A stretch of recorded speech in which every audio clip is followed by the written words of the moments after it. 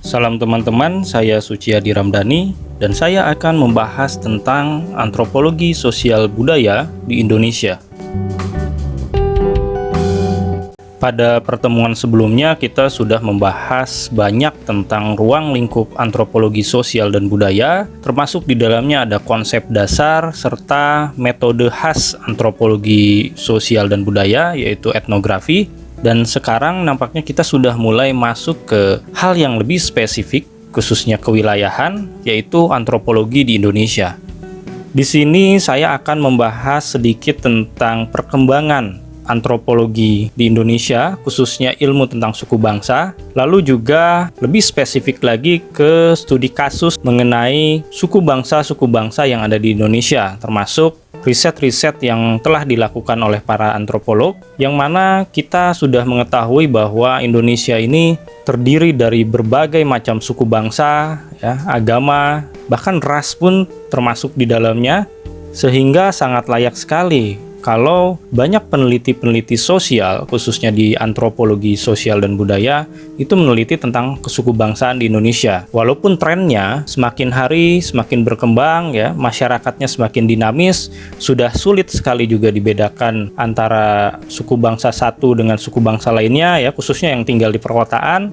Kekhasannya juga sudah mulai hilang, maka riset-riset antropologi sosial dan budaya juga mengarahnya ke hal-hal yang mengikuti perkembangan dari masyarakat itu sendiri. Sehingga banyaknya riset-riset saat ini, khususnya di antropologi sosial dan budaya, bukan lagi berbicara bahwa suku bangsa itu adalah kelompok sosial yang tunggal gitu. Pasti ada mempengaruhi di dalamnya antara suku bangsa satu dengan suku bangsa lainnya, bahkan antara bangsa Indonesia dengan bangsa lainnya pada skup yang lebih luas. Namun dalam pertemuan kali ini saya ingin membahas bahwa antropologi sosial dan budaya melalui etnografinya itu yang saya bahas di materi sebelumnya, itu berbicara tentang kekhasan suatu kebudayaan, khususnya pada skup suku bangsa Maka ada beberapa studi kasus yang akan dibahas dalam materi kali ini, khususnya yang pernah saya lakukan risetnya gitu sehingga akan mudah memaparkannya, kondisinya seperti apa di sana, dan bagaimana teknik-teknik khas dalam antropologi, khususnya dalam penelitian sosial. Oke, pertama kita akan membahas tentang ilmu kesukubangsaan bagaimana perkembangannya selama ini di Indonesia khususnya yang saat itu mungkin masih kita bilang Nusantara belum muncul nama Indonesia sebagai negara yang merdeka gitu, yang khususnya memang banyak kajian-kajiannya tentang suku bangsa ini di masa-masa kolonial memang, dan yang melakukan risetnya itu sendiri banyaknya dari luar Nusantara itu sendiri antropolog-antropolog Amerika, antropolog Belanda bahkan, dan Inggris gitu dan banyak lagi yang mengkaji kesukubangsaan itu di Indonesia. Karena itu tadi, Indonesia itu memiliki kekhasan di setiap tempatnya, bahkan dari satu tempat ke tempat lain bisa menemukan hal yang berbeda gitu kebudayaannya. Sehingga itu pula mungkin yang menarik kolonial atau bahkan peneliti-peneliti di luar itu untuk melakukan penelitian antropologis di Nusantara Tapi teman-teman, sebenarnya sebelum masuknya kolonialisme di Indonesia, ada seorang muslim penjelajah muslim, ternyata pernah berkunjung ke Nusantara, khususnya di Samudra Pasai saat itu. Jadi Ibnu Battuta ini kan seorang penjelajah muslim yang explore ke seantero dunia ini samalah semacam Christopher Columbus, Vasco da Gama, dan yang lain-lain. Namun jauh sebelum itu Ibnu Battuta telah melakukan banyak ekspedisi-ekspedisi termasuk ke Nusantara saat itu Dan dia gambarkan dalam sebuah bukunya Rihlah Ibnu Battuta. Apa yang digambarkan dalam buku tersebut? Yaitu tentang cara hidup suatu kelompok sosial atau golongan sosial saat itu. Dan dalam hal ini adalah misalkan yang dalam bukunya itu ada tentang Samudra Pasai. Bagaimana cara hidup mereka, dan dia gambarkan aktivitas-aktivitas sosialnya seperti apa, kebudayaannya seperti apa sosok pemimpinnya seperti apa, rakyatnya seperti apa. Dan seperti kita tahu, Samudra Pasai itu adalah kerajaan yang secara kesukubangsaannya itu Melayu dan memang sudah beragama Islam saat itu, sudah masuk fase kerajaan Islam di Nusantara. Oke, selanjutnya juga tidak lepas dari aspek-aspek era kolonial ya, di mana para pendeta juga penyiar agama Nasrani saat itu di awal abad 17-an juga sama-sama menggambarkan kebudayaan-kebudayaan yang ada di Indonesia. Ini sih misinya, ada misi keagamaan ya, ke pedalaman-pedalaman gitu ya. Tapi dalam perjalanannya ternyata penggambaran-penggambaran kebudayaan itu selalu ada intrik, selalu ada hal-hal yang menarik untuk kita kaji gitu ya. Dan tentu catatan-catatan lapangan para pendeta tersebut juga tersimpan di dalam arsip-arsip Hindia Belanda saat itu. Mungkin kalau sekarang saya juga kurang paham di mana kita bisa menemukan arsip-arsip itu, kecuali ya di Belandanya itu sendiri ya. Kalau biasanya aspek sejarah atau budaya gitu ya, kajiannya itu ada di KITLV ya, Leiden University. Pada masa-masa itu juga banyak peneliti-peneliti luar yang mengkaji tentang kebahasaan ya, yang mana bahasa, ingat, bagian dari unsur kebudayaan. Sehingga kok bahasanya ini unik nih, bahkan tadi dalam satu tempat ke tempat lain menemukan bahasa yang berbeda-beda. Apalagi kalau ke Papua ya, itu ratusan bahasa di sana ada. Tiap suku itu beda bahasa. Walaupun kita mendengarnya seperti sama, padahal kalau ke pedalaman-pedalaman itu berbeda-beda bahasanya ya. Sehingga ya itulah disebut suku bangsanya juga berbeda-beda. Di sana ada ratusan suku bangsa yang ada di Papua sana. Dan itu pula yang menarik banyak peneliti bahasa datang ke Nusantara ya. Termasuk ya pada akhirnya orang-orang asli Indonesia juga ya, pribumi lah gitu kita menyebutnya, itu juga sudah mulai muncul banyak ilmuwan-ilmuwan sosial ya, yang mulai melakukan penelitian-penelitian pada wilayahnya sendiri gitu, pada kesuku bangsaannya itu sendiri. Selain tadi pendeta penyiar agama, lalu ada sarjana-sarjana bahasa, juga pegawai-pegawai VOC saat itu ya, perusahaan dagang terbesar Hindia Belanda, itu juga melakukan penelitian-penelitian tentang kebudayaan yang ada di Indonesia. Mungkin saat itu bisa jadi hanya catatan lapangan ya, mendeskripsikan budaya orang ini tuh seperti apa, budaya di wilayah ini seperti apa masyarakatnya. Nah, mungkin dari catatan-catatan itulah justru menjadi arsip-arsip penting untuk melakukan penelitian-penelitian selanjutnya gitu ya. Bagi misalkan ya antropolog, ya, sosiolog bahkan, atau tadi ahli linguistik ya, ahli bahasa. Arsip-arsip itulah justru yang menjadi dokumen-dokumen penting ya. Itulah dari penggambaran budaya-budaya tadi berkembanglah menjadi suatu ilmu pengetahuan tentang suku bangsaan yang ada di Indonesia salah satunya. Sehingga pada abad 19, dokumen atau tulisan-tulisan tentang suku bangsa yang ada di Indonesia itu tergarap lebih sistematis ya.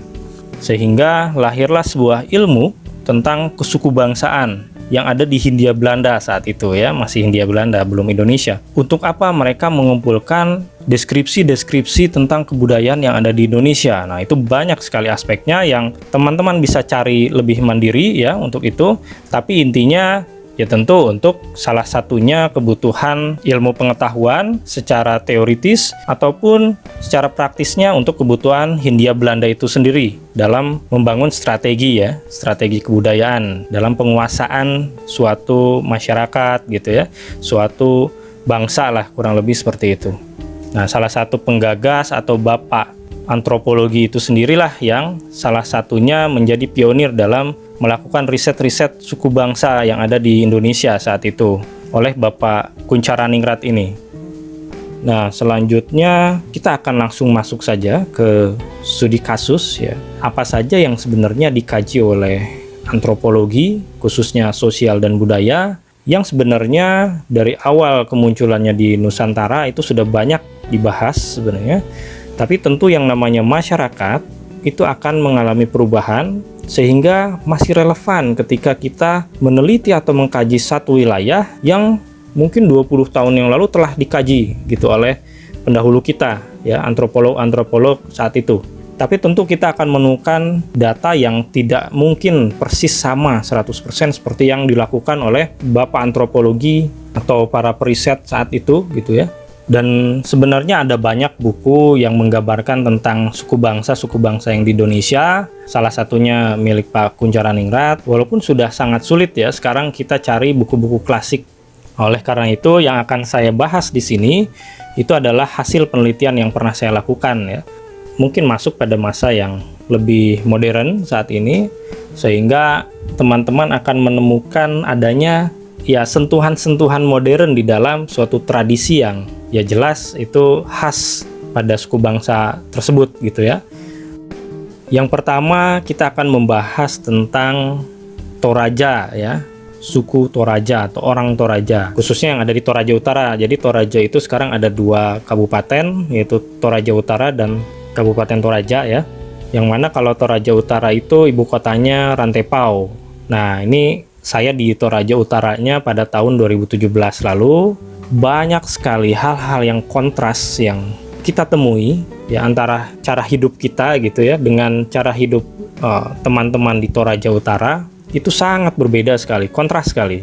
Dalam beberapa hal, tentu tidak semuanya ya, karena sekarang juga bukan berarti yang menjalankan tradisi atau upacara adat itu tidak modern, bukan berarti seperti itu. Sekarang itu bahkan mereka juga punya kendaraan yang bahkan lebih mewah dari kita gitu ya, punya rumah yang lebih mewah dari kita, tapi mereka masih menjalankan upacara adatnya yang khas itu, yang mungkin apalagi upacara kematiannya ya, bisa menghabiskan miliaran. Nah, jadi orang-orang di Toraja ini sangat kental sekali terhadap yang namanya upacara adat, masih memegang tradisinya. Ya ada pergeseran sih memang, cuman masih kita bisa lihat kekhasannya di sana ya.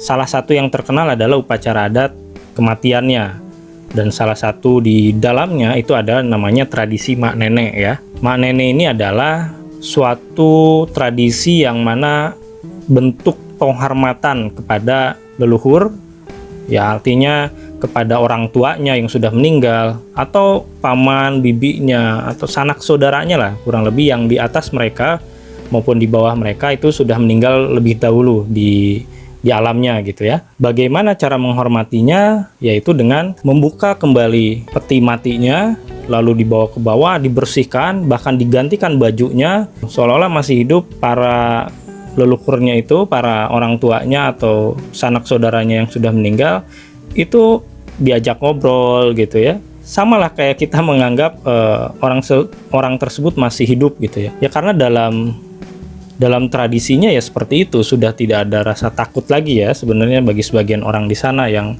khususnya masih mengadakan upacara ini. Nah, itu kan salah satu bentuk penghormatan, dan itu akan menyenangkan para ruhnya itu tadi. Nah, lantas apa kaitannya dengan kajian antropologi? Antropologi tidak hanya akan melihat hal-hal yang nampak gitu ya. Apa yang kita lihat, oh ini upacaranya seperti ini, prosesnya seperti ini gitu. Nah, tapi tidak cukup di situ, kita akan melihat bagaimana atau apa alasan mereka melakukan itu. Nah, gitu ya. Disitulah antropologi punya peran. Jadi kita akan melihat kedalamannya, kedalaman yang ada di Toraja itu sendiri, khususnya apa yang mendorong mereka melakukan itu, kan gitu ya, dalam antropologi. Nah, untuk menelusuri itu, tentu kita tidak bisa hanya sekedar mewawancarai. Kita harus hidup di sana. Dalam artian, ketika kita melakukan penelitian, mengobservasi ya, bahkan partisipasi observasi, lalu juga bisa kita melakukan aktivitas yang sama dengan mereka, sambil bertanya, sambil seolah-olah kita hidup memang berada di situ gitu ya. Oleh karena itulah penelitian-penelitian antropologi itu membutuhkan waktu yang tidak sebentar ya. Jadi bisa sangat lama, bahkan bertahun-tahun jika kita mau melihat secara pasti suatu nilai yang ada di dalamnya, itu pasti butuh waktu yang lama. Karena yang akan kita lihat adalah kebudayaannya yang tidak nampak. Jadi tidak hanya yang nampak, tapi apa alasan dibalik itu. Tentu kita akan memahami atau mencari ya, mengeksplor nilai-nilai yang terkandung di dalam suatu upacara atau aktivitas-aktivitas yang berbasis adat itu tadi. Walaupun ya sekarang kita sudah mulai dibantu oleh penelitian-penelitian terdahulu. Nah, kita bisa dibantu dengan buku-buku tadi, sehingga kita tidak harus dari nol meneliti tentang Toraja ini. Misalkan meneliti tentang tradisi ini aja, salah satu tradisinya, nggak usah meneliti tentang semua aspek kebudayaan yang ada di Toraja. Tapi meneliti satu tradisi Manene ini juga membutuhkan waktu yang lama. Tapi kita juga bisa dibantu oleh tadi ya, literatur yang sudah ada. Nah, makanya bisa lebih dipersingkat lah. Itu kurang lebih kajian antropologi saat ini gitu. Nah, jadi itu salah satunya, dan itulah yang kita sebut sebagai etnografi, teman-teman.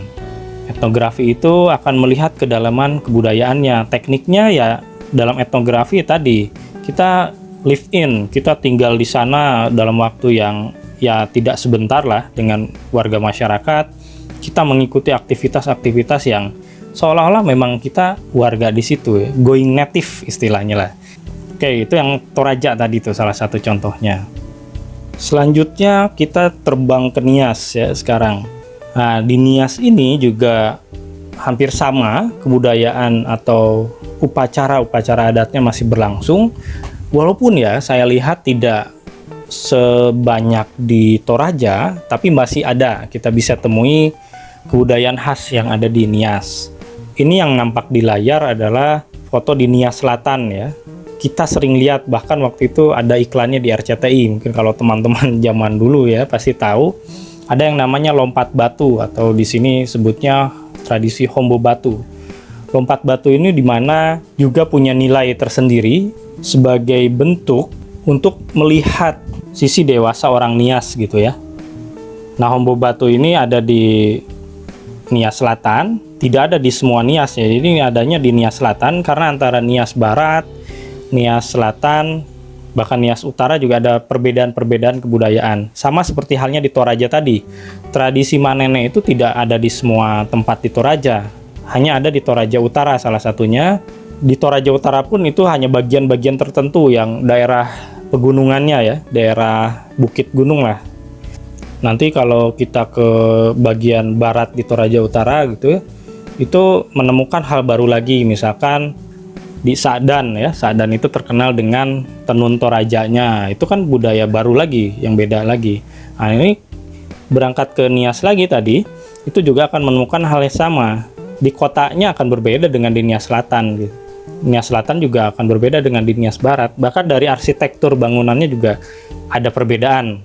Jadi kita tidak usah jauh-jauh lihat skup di Indonesia. Di dalam satu suku bangsa sendiri kita bahkan menemukan namanya perbedaan itu sendiri, baik yang secara fisik kita bisa lihat ataupun yang sifatnya tidak bisa kita lihat ya, intangible.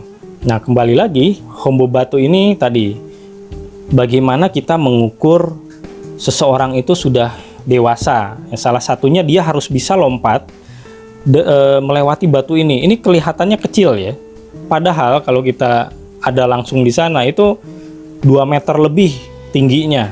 Bahkan arsitektur yang kita lihat biasa mungkinnya bagi orang awam gitu, apa sih ini arsitekturnya seperti ini gitu. Ini banyak diteliti oleh orang-orang Jepang, teman-teman. Kenapa orang Jepang jauh-jauh ya pengen meneliti arsitektur ya, bangunan-bangunan rumah yang ada di Nias ini, khususnya di Nias Selatan ini. Nah, itulah yang saya bilang ilmu kampung itu bisa melebihi ilmu kampus. Jadi ternyata bangunan-bangunan yang terlihat khas ini itu tidak menggunakan paku ya dalam proses pembangunannya. Tidak ada satu paku pun yang ditancap di tiap kayu yang ada di material bangunan ini.